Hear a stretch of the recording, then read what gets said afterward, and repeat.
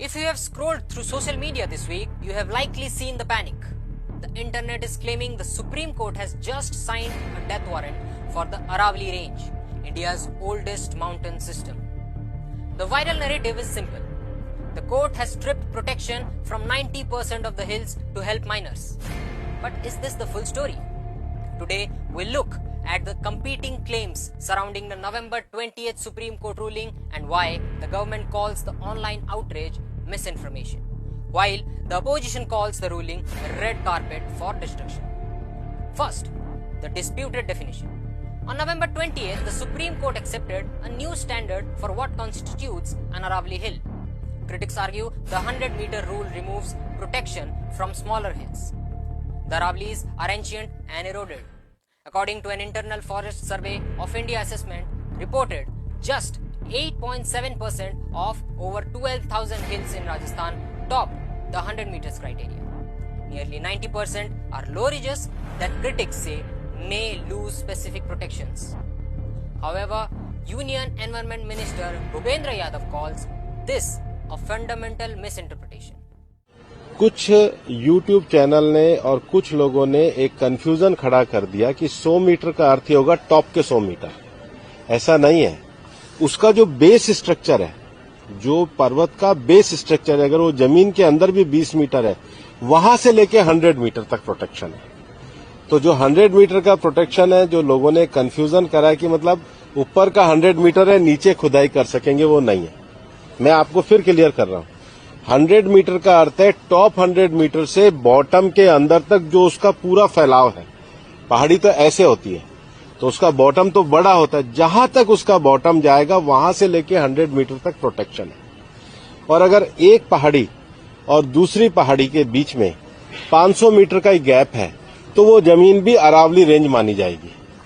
इस डेफिनेशन के आने के बाद 90% से ज्यादा एरिया प्रोटेक्टेड एरिया में आ गया।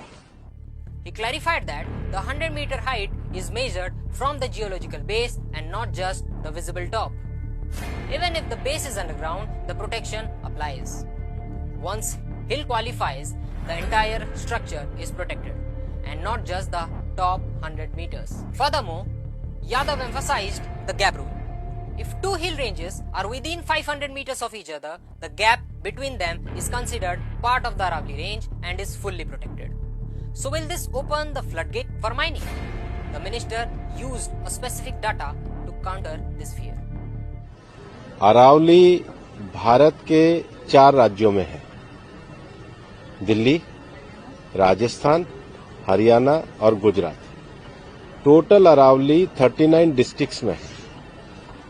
अरावली की पिटीशन 1985 से चल रही है।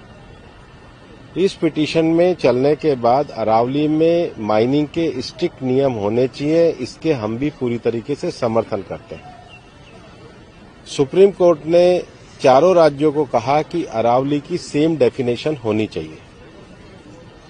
सेम डेफिनेशन में 100 मीटर को, जो कि 1968 का जो जियोलॉजी का स्टडी है रिचर्ड मॉर्फी, उसके कारण है।